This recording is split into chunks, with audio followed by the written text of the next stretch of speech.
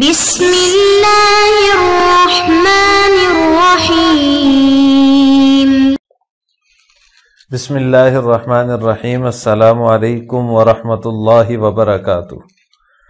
عزیز طلبہ، امید ہے آپ تمام احباب خیر و عافیت سے ہوں گے۔ آج مسند امام اعظم کا سبق نمبر 103 ہے، اور اس سبق کے اندر ہم اس بات کی تفصیل پڑھیں گے کہ میقات کی تعیین آپ صلی اللہ علیہ وسلم نے خود فرمائی ہے، اور میقات مقرر کرنے میں حکمت کیا ہے اس کی تفصیل بھی پڑھیں گے۔ عزیز طلبہ، ہم نے گزشتہ سبق میں جو ہے وہ حج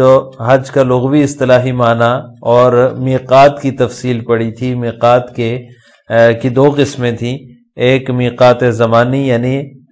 اشہر حج کے مہینے ہیں، اور میقات مکانی اہل آفاق کے لیے میقات، اہل حرم کے لیے اور اہل حل کے لیے میقات۔ یہ تین قسمیں تھیں میقات کی، اور اہل آفاق کے لیے جو میقات ہے اس میں 5 جگہوں کا ہم نے بیان پڑھا تھا: ذوالحلیفہ، ذات عرق، جحفہ، قرن اور یلملم۔ یہ جو 5 جگہیں ہیں جن کا ہم نے گزشتہ سبق میں تفصیل سے جو ہے وہ تذکرہ کیا تھا، ان 5 کے بارے میں یہ آتا ہے کہ آپ صلی اللہ علیہ وسلم نے ان کی خود تعیین فرمائی تھی۔ اب اس بارے میں فقہا کا اختلاف ہو گیا کہ میقات کی تعیین سب کی آپ صلی اللہ علیہ وسلم نے فرمائی ہے، یہ 5 جو ہیں ذوالحلیفہ، ذات عرق، جحفہ، قرن اور یلملم، یا پھر یہ ہے کہ صحابہ نے بھی ان کی تعیین فرمائی ہے یا کسی اور نے بھی تعیین فرمائی ہے۔ تو احناف اور حنابلہ کا مذہب یہ ہے کہ 5 میقات جو ہیں ذوالحلیفہ، ذات عرق، جحفہ، قرن اور یلملم، ان کی تعیین جو ہے وہ آپ صلی اللہ علیہ وسلم نے فرمائی ہے، یہ آپ صلی اللہ علیہ وسلم کی مقرر کردہ ہیں۔ جبکہ امام شافعی رحمہ اللہ تعالیٰ فرماتے ہیں کہ اہل عراق کے لیے جو ذات عرق ہے اس کی تعیین جو ہے وہ حضرت عمر رضی اللہ تعالیٰ عنہ نے فرمائی ہے، یہ ان کی طرف سے مقرر کردہ ہے۔ جمہور کی دلیل جو ہے وہ پہلی دلیل حضرت عائشہ رضی اللہ تعالیٰ عنہ کی روایت ہے کہ اہل عراق کے لیے احرام باندھنے کی جگہ جو ہے وہ ذات عرق ہے۔ یہ جو روایت ہے،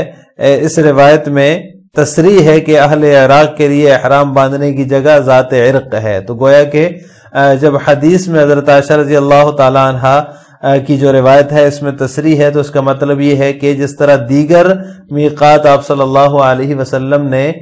جو ہے وہ خود ان کی نشاندہی فرمائی اور خود ان کی تعیین فرمائی، تو اہل عراق کے لیے ذات عرق کی بھی نشاندہی آپ صلی اللہ علیہ وسلم نے خود فرمائی ہے۔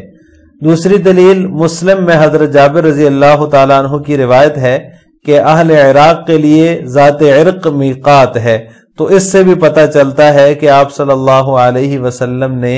خود ہی اہل عراق کے لیے بھی ذات عرق کو بطور میقات مقرر فرمایا، میقات کی تعیین فرمائی اہل عراق کے لیے کہ وہ ذات عرق سے احرام باندھیں گے حج اور عمرے کا۔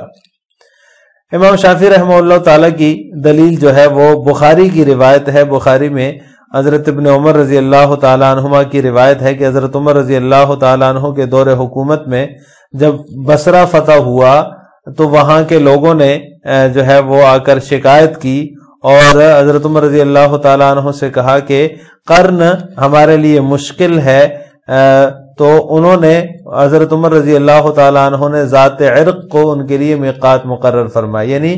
بصرہ بھی عراق کے اندر ہے، تو وہاں جب بصرہ فتح ہوا تو وہاں کے لوگ حضرت عمر رضی اللہ تعالیٰ عنہ کے پاس آئے، اور تو حضرت عمر رضی اللہ تعالیٰ عنہ نے ان کے لیے پھر جو ہے وہ ذات عرق کی تعیین فرمائی۔ تو اس روایت سے استدلال کر کے امام شافعی رحمہ اللہ تعالیٰ یہ فرماتے ہیں کہ ذات عرق کی تعیین جو ہے وہ حضرت عمر رضی اللہ تعالیٰ عنہ نے فرمائی ہے، کیونکہ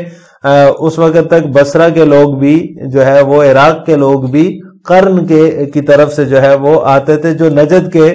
لوگوں کے لیے میقات ہے۔ اسی راستے سے آنا وہ دور پڑتا ہے، اس لیے بصرہ والوں نے یہ آ کر شکایت کی کہ قرن ہمارے لیے مشکل میقات ہے، وہاں کا سفر زیادہ ہے، تو اس لیے ذات عرق کو حضرت عمر رضی اللہ تعالیٰ عنہ نے ان کے لیے مقرر فرمایا۔ تو اس روایت میں اس کی تصریح ہے۔ احناف کی طرف سے امام شافعی رحمہ اللہ تعالیٰ کی اس دلیل کا جو ہے وہ یہ جواب دیا جاتا ہے کہ اس روایت کے دو مطلب ہیں جو حضرت عمر رضی اللہ تعالیٰ عنہ کی طرف منسوب روایت ہے کہ اہل عراق کے لیے جب بصرہ والوں نے شکایت کی تو انہوں نے ذات عرق مقرر فرمائی میقات، تو اس کے دو مطلب ہیں۔ ایک مطلب یہ ہے کہ ذات عرق جو جگہ ہے اس کی تحدید نہیں تھی، تو حضرت عمر رضی اللہ تعالیٰ عنہ نے اپنے اجتہاد سے جو ہے وہ اس کی تحدید فرمائی ہے کہ ذات عرق جو جگہ ہے وہ کہاں سے کہاں تک میقات ہے، اس کی تحدید فرمائی ہے۔ تعیین چونکہ آپ صلی اللہ علیہ وسلم نے خود فرما دی تھی، اس لیے تحدید فرمائی ہے کہ یہاں سے یہاں تک ذات عرق جو ہے یہ بنتا ہے اور یہ اہل عراق کے لیے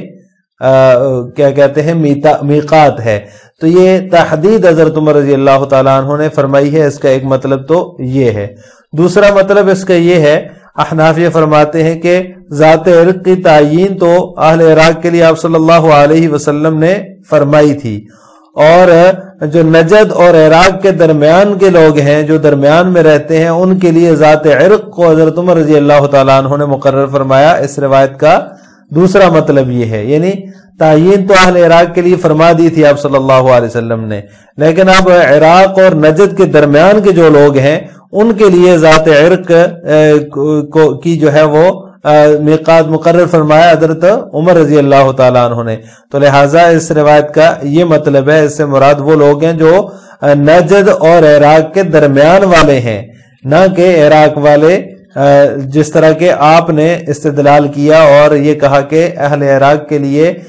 جو ہے وہ تعیین ہی حضرت عمر نے فرمائی، تو تعیین انہوں نے اہل عراق کے لیے نہیں فرمائی بلکہ نجد اور اہل عراق کے درمیان میں جو لوگ رہتے ہیں ان کے لیے ذات عرق کو مقرر حضرت عمر رضی اللہ تعالیٰ عنہ نے فرمایا۔ لہٰذا اس سے یہ استدلال ٹھیک نہیں ہے آپ کا۔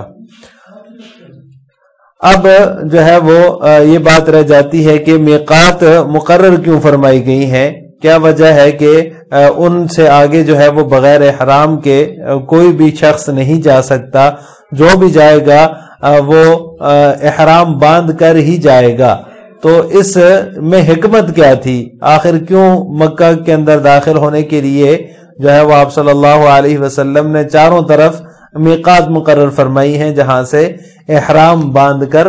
جو ہے وہ حاجی یا عمرہ کرنے والے وہ جائیں گے، اس کے علاوہ احرام کے بغیر داخلہ وہاں ممنوع ہے، احرام کے بغیر کوئی نہیں جا سکتا۔ تو اس میں حکمت یہ ہے کہ ہر ملک میں کچھ ایسی جگہ ہوتی ہیں جہاں ہر کس و ناکس کو داخلے کی اجازت نہیں ہوتی۔ مثال کے طور پر اب جو ہے وہ پریزیڈنٹ ہاؤس ہے یا وزیر اعظم ہاؤس ہے تو وہاں کسی کو جانے کی اجازت نہیں ہے۔ اسی طرح جو ایٹمی تنصیبات ہیں وہاں بھی ہر کس و ناکس کو داخلے کی اجازت نہیں ہے، بہت سارے لوگوں کو ممنوع ہے۔ اور اسی طرح اور بھی بہت ساری جگہ ہو سکتی ہیں، آج کل کے زمانے میں تو اس کو سمجھنا بہت آسان ہے۔ تو اس لیے جو ہے وہ ہر جگہ ہر شخص کا جانا جو ہے وہ الاؤ نہیں ہے، بلکہ ہر شخص داخل نہیں ہو سکتا۔ تو اسی طرح جو مکہ ہے، مکہ مکرمہ دنیا میں کہ ایسا شہر ہے کہ اس کو یہ خصوصیت حاصل ہے کہ وہاں ہر کسی کو داخلے کی اجازت نہیں دی جا سکتی، ہر کوئی داخل نہیں ہو سکتا، ہر کس و ناکس کو داخلے کی اجازت نہیں دی جا سکتی۔ داخل ہونے کے لیے ایک فقیرانہ اور مجذوبانہ لباس پہننا، اس کو اختیار کرنا ضروری قرار دیا گیا ہے، اور پھر اس کے لیے بھی شرائط متعین کی گئی ہیں۔ تو اسی حکمت کی بنا پر، کیونکہ مکہ مکرمہ ایک عظیم شہر ہے اور ایک عظیم جگہ ہے، اس کو یہ خصوصیت حاصل ہے پوری دنیا میں کہ وہاں پر ایک خاص قسم کا لباس پہن کر اور خاص شرائط کے ساتھ جو ہے وہاں داخلے کی جو ہے وہ اجازت ہے، اس کے بغیر داخلے کی اجازت نہیں ہے۔ اس لیے آپ صلی اللہ علیہ وسلم نے میقات مقرر فرمائی ہیں۔ لہٰذا آج کے سبق کا خلاصہ یہ ہوا کہ ہم نے میقات مقرر کرنے میں حکمت اور میقات کی تعیین آپ صلی اللہ علیہ وسلم نے خود فرمائی، اس کے بارے میں تفصیل پڑھی ہے۔ آخر میں آپ سے دو سوال ہیں۔ نمبر ایک، احناف کے ہاں حضرت عمر رضی اللہ تعالی عنہ نے کن لوگوں کے لیے ذات عرق کی تعیین فرمائی؟ یعنی حضرت عمر رضی اللہ تعالیٰ عنہ کی روایت جو امام شافعی رحمہ اللہ تعالیٰ پیش فرماتے ہیں، اس اپنے اس مسلک کی تائید میں کہ اہل عراق کے لیے ذات عرق کو میقات جو ہے وہ حضرت عمر رضی اللہ تعالیٰ عنہ نے بنایا یا مقرر فرمایا، تو احناف کے ہاں حضرت عمر رضی اللہ تعالیٰ عنہ نے کن لوگوں کے لیے ذات عرق کی تعیین فرمائی، اس کا جواب آپ نے کمنٹ باکس میں دینا ہے۔ نمبر 2، دوسرا سوال یہ ہے کہ میقات مقرر کرنے میں حکمت کیا ہے؟ ان دونوں سوالوں کا جواب آپ نے کمنٹ باکس میں دینا ہے۔ السلام علیکم ورحمۃ اللہ وبرکاتہ۔